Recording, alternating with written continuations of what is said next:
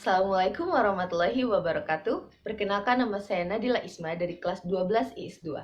Pada video kali ini, saya akan menceritakan sejarah perkembangan Islam di Indonesia. Langsung saja.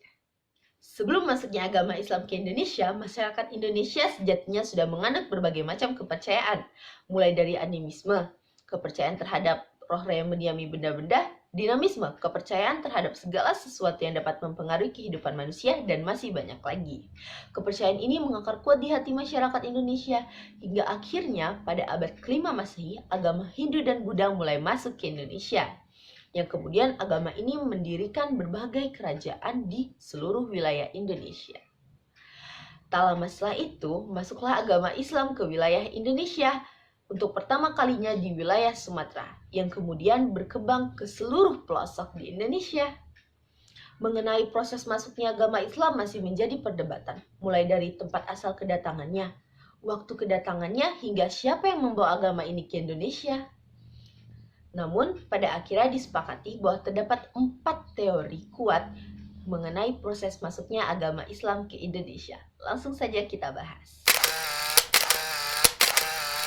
Teori yang pertama dikenal dengan nama teori Gujarat. Teori ini dipopulerkan oleh Peechneppel, Moquett, Fatimi, dan Snokhorroj.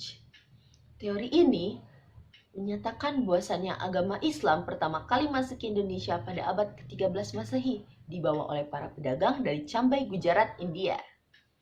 Hal ini dikuatkan dengan ditemukannya 2 batu nisan yang memiliki persamaan dengan batu nisan yang ada di Cambai, Gujarat, India, yaitu milik Raja Malik As-Saleh dari Samudra Pasai dan milik Maulana Malik Ibrahim di Gersik, Jawa Timur.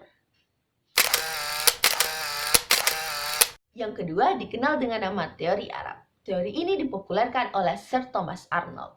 Menurut teori ini, agama Islam telah masuk ke Indonesia sejak abad ke-7 Masehi, datang langsung dari Mekah Arab sebagai pusat penyebaran agama Islam. Sebagian besar sejarawan Indonesia mendukung teori ini, salah satunya yang paling terkenal yaitu Profesor Buya Hamka. Menurutnya, motivasi awal orang Arab datang ke Indonesia bukan karena mereka ingin berdagang, melainkan mereka memiliki semangat yang kuat dalam menyebarkan agama Islam ke seluruh pelosok di dunia. Yang ketiga dikenal dengan nama teori Persia. Teori ini dipopulerkan oleh Husain Jajaningrat. Teori ini lebih menitikberatkan pada aspek-aspek kebudayaan masyarakat Indonesia yang dinilai memiliki banyak persamaan dengan masyarakat yang ada di Persia. Salah satu contohnya adanya peringatan 10 Muharram, kemudian adanya kesamaan terhadap pemahaman konsep sufisme, adanya penggunaan bahasa Iran dalam pengejaan bahasa Arab untuk tanda-tanda harakat, dan masih banyak lagi. Dan yang terakhir dikenal dengan teori Cina. Teori ini dipopulerkan oleh Sumanto Al-Qurtubi di dalam bukunya yang berjudul Arus Cina Islam Jawa. Menurut teori ini, masuknya agama Islam ke Indonesia, khususnya di Pulau Jawa, dibawa oleh perantau dari Cina. Mengapa demikian? Karena sudah sejak lama orang-orang Cina berbaur dengan masyarakat Indonesia, khususnya melalui kotak dagang. Sejumlah sumber sejarah lokal mengatakan bahwasannya raja pertama kerajaan Demak, yaitu Raja Patah, merupakan keturunan Cina.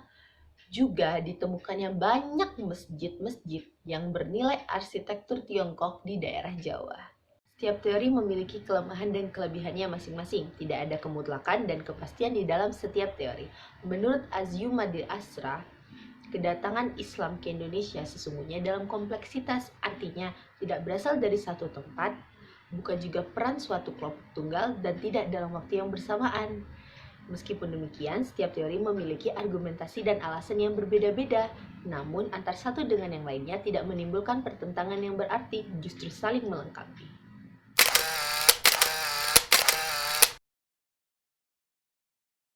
Secara umum, penyebaran agama Islam di Indonesia melalui 2 proses. Yang pertama, penduduk pribumi langsung belajar agama Islam kemudian menganutnya. Yang kedua, orang-orang asing seperti dari Cina, Arab, Persia, India, dan lain sebagainya yang sudah menganut agama Islam datang ke Indonesia kemudian menetap. Setelah itu, mereka melakukan perkawinan campuran dan hidup dengan gaya lokal masyarakat Indonesia. Secara lebih rincinya, terdapat 6 aspek yang menjadi strategi dakwah penyebaran agama Islam di Indonesia, yaitu melalui perdagangan, politik, pendidikan, perkawinan, kesenian, dan tasawuf. Alasan mengapa agama Islam mudah diterima di Indonesia adalah karena mereka melakukan dakwah secara damai, di mana tidak ada kasta, tidak memaksakan kehendak, terdapat toleransi juga, dan masih banyak lagi. Berdasarkan fase penyebarannya, secara umum terdapat 3 fase dalam menyebarkan agama Islam di Indonesia. Yang pertama, fase kedatangan pedagang. Yang kedua, fase berdirinya kerajaan Islam. Dan yang terakhir, fase pelembagaan Islam.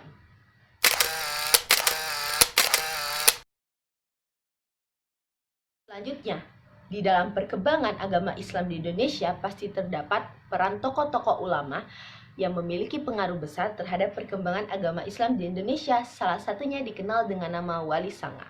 Wali dalam bahasa Arab berarti pembela, teman dekat, dan pemimpin. Di sini wali diartikan sebagai orang yang dekat dengan Allah Subhanahu wa Ta'ala atau waliullah. Dan sanga berarti 9, jadi wali sanga adalah 9 orang yang menjadi pelopor perkembangan agama Islam atau Islamisasi di Indonesia, khususnya di Pulau Jawa pada abad ke-15 Masehi. Ke-9 wali sanga tersebut ialah Sunan Gresik, Sunan Ampel, Sunan Bonang, Sunan Kalijaga, Sunan Giri, Sunan Derajat, Sunan Kudus, Sunan Muria, dan Sunan Gunung Jati. Setiap wali memiliki strategi dan ciri khas dalam dakwanya masing-masing, seperti Sunan Gresik atau Maulana Malik Ibrahim terkenal dengan konsisten dan komitmennya dalam menyebarkan agama Islam, sehingga ia dipandang sebagai bapak spiritual Wali Sanga. Pada awalnya, Sunan Gresik menyebarkan agama Islam melalui keluarganya. Ia berniat menikahkan putrinya dengan Raja Majapahit, namun gagal. Kemudian ia mendirikan pesantren dengan tujuan menghimpun masalah-masalah keagamaan serta menghimpun santri. Yang kedua, Sunan Ampel. Sunan Ampel mendirikan sebuah pesantren di daerah Ampel Delta dekat Surabaya. Pesantren ini berhasil mendidik kader-kader ulama seperti Sunan Bonang dan Sunan Derajat. Sunan Ampel memiliki pengaruh yang besar terhadap kerajaan Demak. Ia mendirikan sebuah masjid yang diberi dengan nama Masjid Demak bersama wali sanga yang lainnya dengan tujuan sebagai pusat penyebaran agama Islam. Yang ketiga, Sunan Bonang. Sunan Bonang sangat memperhatikan adat dan tradisi budaya masyarakat Indonesia. Sunan Bonang berbaur dengan masyarakat Indonesia melalui kebudayaannya. Ia juga menciptakan sebuah tembang yang diberi nama dengan Gamelan Sekaten yang berisikan syahadat-syahadat tain. Selain itu masih banyak tembang-tembang dan suluk lainnya yang tentu saja bergayakan Jawa namun bernafaskan Islam. Yang keempat, Sunan Kalijaga, seorang wali yang berjiwa besar, berpandangan luas, inovatif, kreatif, intelektual, cerdik, dan ia merupakan seorang keturunan Jawa asli. Sunan Kalijaga tidak hanya berdakwah di satu tempat, namun ia berpindah-pindah dari satu tempat ke tempat yang lainnya, sehingga cakupan daerah dakwah dari Sunan Kalijaga itu sangat luas. Sunan Kalijaga merupakan seorang sunan yang menggunakan kultural atau kesenian dalam menyebarkan dakwah Islam. Ia menjadikan wayang dan gamelan sebagai media dakwah. Sunan Kalijaga terkenal sebagai seorang seniman. Ia pintar dalam seni suara, seni ukir, dan masih banyak lagi. Yang kelima, Sunan Giri. Tidak jauh berbeda dari Sunan Gresik dan Sunan Ampel, ia juga menjadikan pesantren sebagai media dakwahnya. Yang keenam, Sunan Derajat. Sunan Derajat membangun sebuah pusat pembelajaran dan juga ia sangat berjasa dalam bidang kesenian. Sunan Derajat terkenal dengan jiwa sosialnya yang amat sangat tinggi. Yang ketujuh, Sunan Kudus. Sunan Kudus merupakan salah satu wali yang merasakan pengalaman belajar dari Masjid Al-Aqsa. Sekembalinya dari Palestina, ia membangun sebuah masjid di daerah Loran pada tahun 1549. Masjid ini dikenal dengan nama Masjid Al-Aqsa atau Al-Manar. Tidak jauh berbeda dari Sunan Bonang dan Sunan Kalijaga, ia juga berdakwah melalui kesenian. Yang ke-8, Sunan Muria. Sunan Muria memiliki kekhasan atau keunikan sendiri dalam menyebarkan agama Islam. Ia menggunakan desa-desa atau daerah terpencil sebagai medan dakwahnya. Sunan Muria memberikan pengajaran, mengadakan kursus-kursus kecil bagi para nelayan, pedagang, dan masyarakat kecil lainnya. Sunan Muria tentunya ikut andil dalam pembangunan Masjid Demak. Sunan Muria juga memiliki karya tulis yang masih sangat diminati masyarakat hingga saat ini, yaitu Tembang Sinom dan Kinanti. Dan yang terakhir, Sunan Gunung Jati, yang banyak menghabiskan waktunya untuk berjihad mengusir penjajah atau bangsa Portugis dari bumi Indonesia.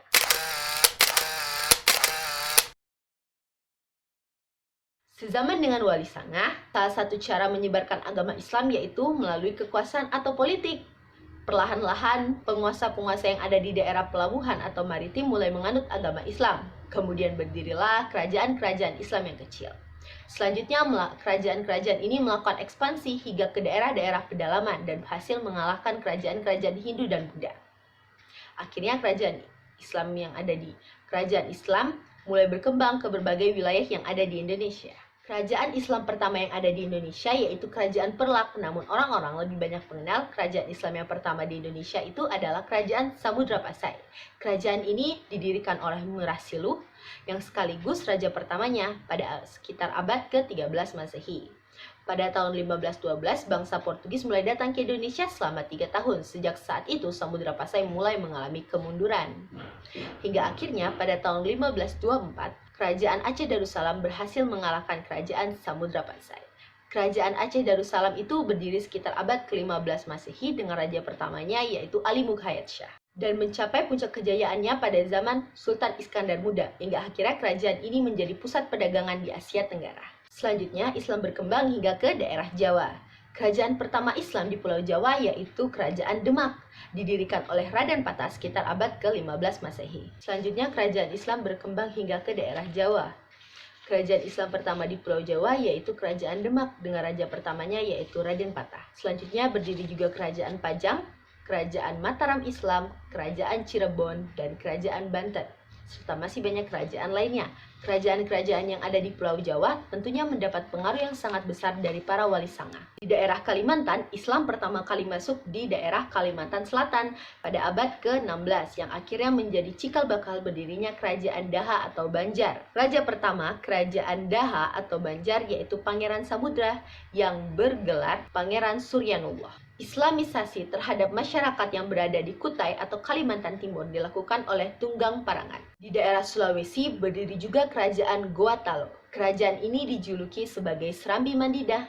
Mengapa dijuluki Serambi Madinah? Karena kerajaan ini berhasil melakukan penyebaran agama Islam pada abad ke-17 Masehi. Keberhasilan penyebaran Islam di daerah Sulawesi dilakukan oleh 3 orang mubalik yang berasal dari Minangkabau yang bergelar Datuk, yaitu Datuk Ribandang, Datuk Patimang, dan Datuk Ritiro. Kerajaan Goa Talo merupakan gabungan dari Kerajaan Talo dan Kerajaan Goa dengan raja pertamanya yaitu Sultan Alauddin. Daerah Maluku berdiri juga sebuah kerajaan Islam yang bernama Kerajaan Ternate Tidore. Kerajaan ini memiliki sultan yang paling terkenal yaitu Sultan Baabullah. Di daerah Nusa Tenggara, Islam mulai berkembang pada abad ke-16. Perkembangan ini dilakukan oleh Sultan Prapen, yaitu putra dari Sunan Giri. Kerajaan Islam yang pertama di Nusa Tenggara yaitu Kerajaan Selaparang, dengan raja terkenalnya yaitu Prabu Rangkeswari. Selanjutnya berdiri juga Kerajaan Bima, salah satu kerajaan paling menonjol di daerah Nusa Tenggara. Raja pertamanya bergelarkan Sultan Bima I.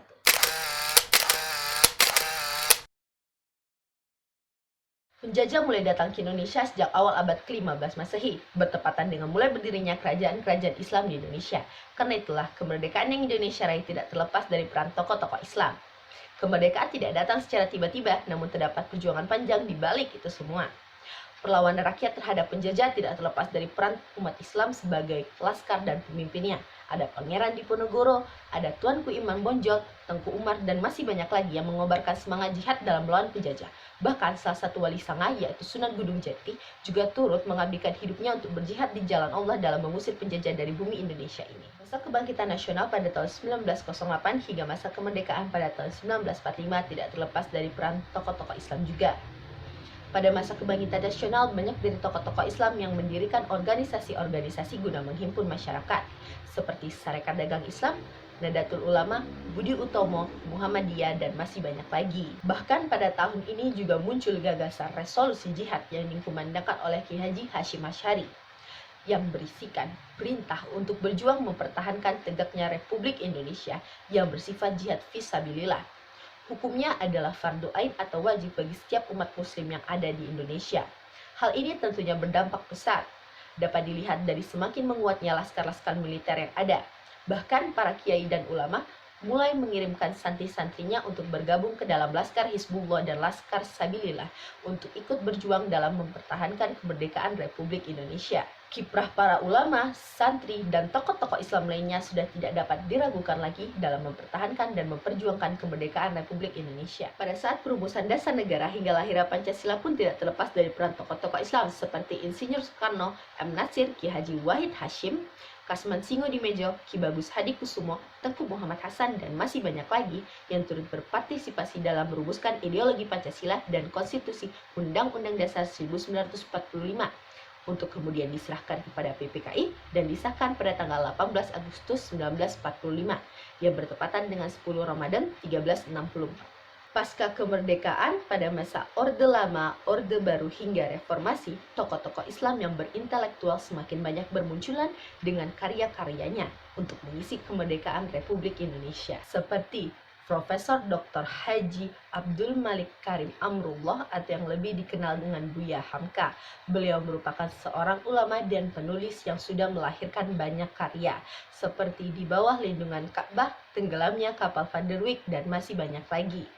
Beliau juga merupakan ketua pertama dari Majelis Ulama Indonesia atau yang lebih dikenal dengan MUI dan turut aktif dalam Muhammadiyah hingga akhir hayatnya. Yang kedua ada Ki Haji Abdurrahman Wahid atau yang lebih dikenal dengan Gus Dur. Beliau merupakan cucu dari Ki Haji Hashim Asy'ari, pendiri Nahdlatul Ulama. Beliau memiliki darah Tiongkok dari garis Raden Patah. Beliau pernah menjabat sebagai Menristek, Wakil Presiden, dan pernah menjadi Presiden Republik Indonesia yang keempat. Pemikiran, karakter, dan prinsip perjuangan Gus Dur tertuang ke dalam 9 nilai utama, yaitu ketauhidan, kemanusiaan, keadilan, kesetaraan, pembebasan, kesederhanaan, persaudaraan, kekesatriaan, dan kearifan lokal. Yang ketiga ada Profesor Dr. Ing Haji Baharudin Yusuf Habibie atau yang lebih dikenal dengan B.J. Habibie. Beliau merupakan ketua pertama dari Ikatan Cendekiawan Muslim Indonesia atau ICMI. Beliau pernah menjabat sebagai Menristek, Wakil Presiden, dan pernah menjadi Presiden Republik Indonesia yang ketiga. Dan masih banyak lagi tokoh-tokoh muslim lainnya yang turut mengisi kemerdekaan Republik Indonesia dengan karya-karyanya. Kemerdekaan Indonesia bukan hanya melepaskan diri dari penjajahan, namun juga memberantas segala bentuk kezaliman, penyembahan kepada selain Allah, kesyirikan, dan menegakkan keadilan sesuai dengan wahyu Allah. Dan itu merupakan kemerdekaan yang hakiki bagi setiap muslim. Salah satu upaya untuk mempertahankan perjuangan ulama-ulama terdahulu adalah dengan menyerukan kepada masyarakat untuk mentauhidkan Allah. Kita kembali kepada Islam secara kafah, menjadikan Islam sebagai jalan hidup dan solusi dalam menghadapi setiap masalah. Sebab Islam dan NKRI merupakan satu kesatuan yang tidak bisa dipisahkan. Kita berislam secara kafah, menjadi muslim yang baik dan warga negara yang baik sesuai dengan worldview Islam. Sekian penjelasan dari saya, lebih kurangnya saya mohon maaf. Saya akhiri, wabillahi taufik wal hidayah. Wassalamualaikum warahmatullahi wabarakatuh.